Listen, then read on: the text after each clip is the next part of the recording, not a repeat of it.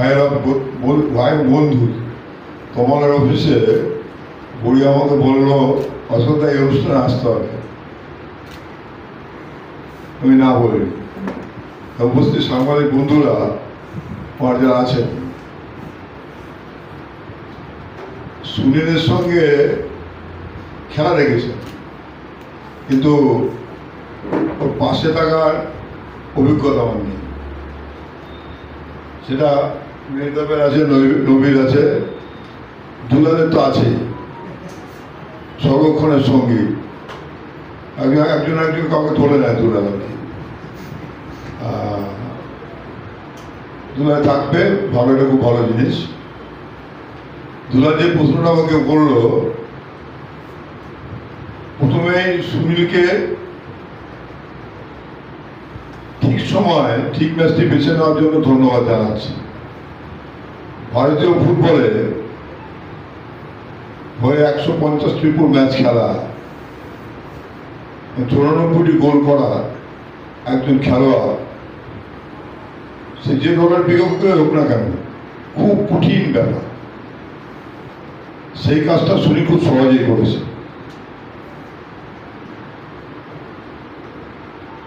তার জন্য সুনীলকে ধন্যবাদ।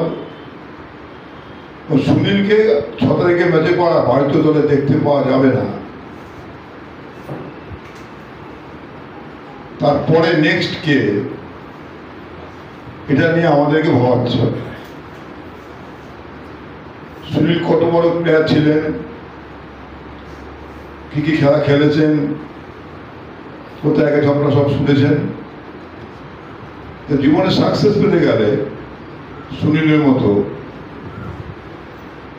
3টে ডি আর একটা এর দরকার। ডিসিপ্লিন, ডেডিকেশন, ডিটারমিনেশন এবং অ্যাম্বিশন, এই 4টি সুনীলের মধ্যে ছিল। যার ফলে আজকে আমরা এখানে সবাই এসে সুনীলের জন্য প্রার্থনা করছি, ও পরবর্তী খেলার জীবনটা আর যেন বেশি দিন না করেন উনি। এটা আমার দিক থেকে ওনার কাছে অনুরোধ। ভারতীয় ফুটবল দলের খেলা ছেড়েছেন, ক্লাব ফুটবলে খেলার জন্য বেশি দিন না খেলে, এটা আমার অনুরোধ ওনার কাছে।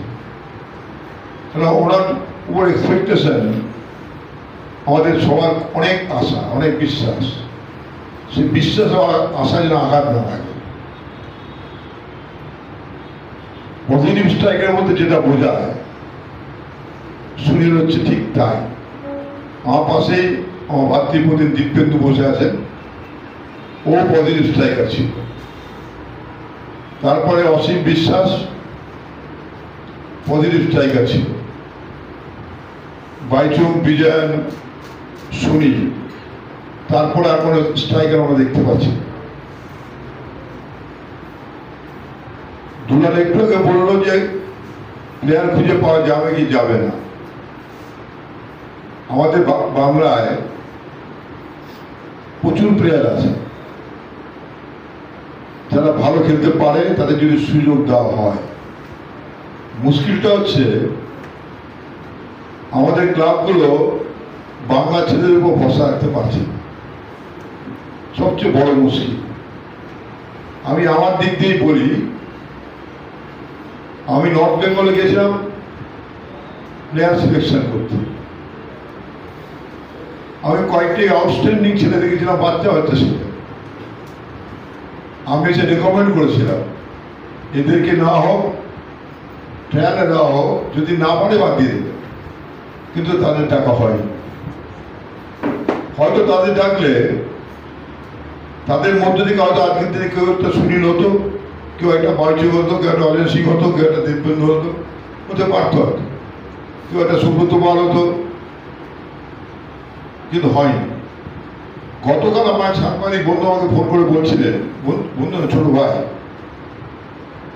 ভাস্কর একটা খেলা দেখছিলাম, আন্ডার 15, আন্ডার 17, দেবরাজ বলে একটি ছেলে ক্লাবে খেলেছে, হ্যাট্রিক করেছে, নর্থ বেঙ্গলের ছেলে।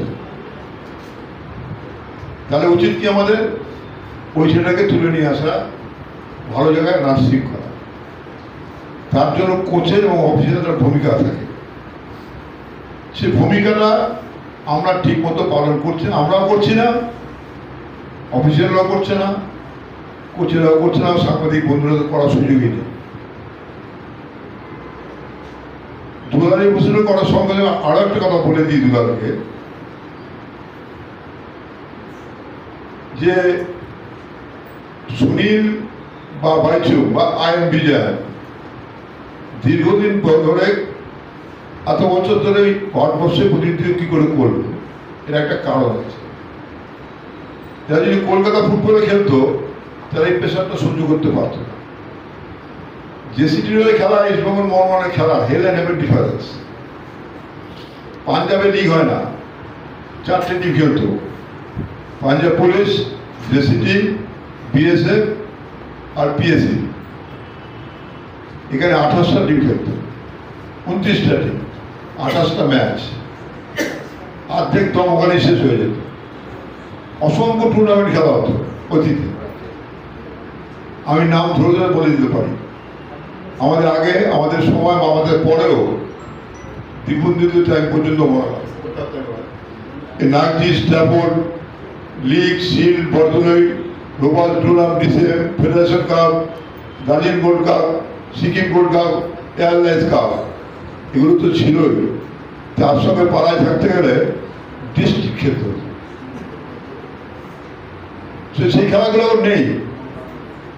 তার জন্য যে ছেলেটি বা যে প্লেয়ারটি, যেটা সুনীলের প্রযোজ্য, অন্য সবাইকে যে সেটা যদি সঠিকভাবে পালন করে, তারাও সুনীলের মতো 14-15 বছর খেলতে পারবে, দেশের হয়ে খেলতে পারবে, ভারত ক্লাবের হয়ে খেলতে পারবে। তার জন্য রেসপেক্টিভ অ্যাসোসিয়েশনের একটা দায়িত্ব আছে। যেমন আমাদের আইএফএ এখনো জানে না কবে লিগ শুরু হবে। গত বছর আইপিএল হলোই না, তো প্লেয়ার কোথা থেকে বেরোবে? প্লেয়ার যদি খেলার সুযোগ না পায় তাহলে কি করে বুঝবো সে যদি ভালো খেলে কি খারাপ খেলে?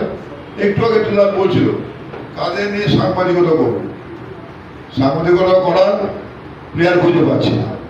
আমি ওর কথা ওকে ফিরিয়ে দিচ্ছি, সাংবাদিকতা করার জন্য প্লেয়ারের খোঁজার দায়িত্বটা দুলাল নিয়ে। আমরা দুলালকে সাপোর্ট করি, সুনীলের দীর্ঘায়ু কামনা করি, ওর পরিবার নিয়ে সুখে শান্তিতে থাকুক, আগামী দিনগুলো সুখের কাটুক, এই কামনা করে আপনাদের সবাইকে আমার শুভেচ্ছা ভালোবাসা জানিয়ে আমার ছোট্ট বক্তব্য শেষ করছি। ধন্যবাদ, নমস্কার, ভালো থাকবেন।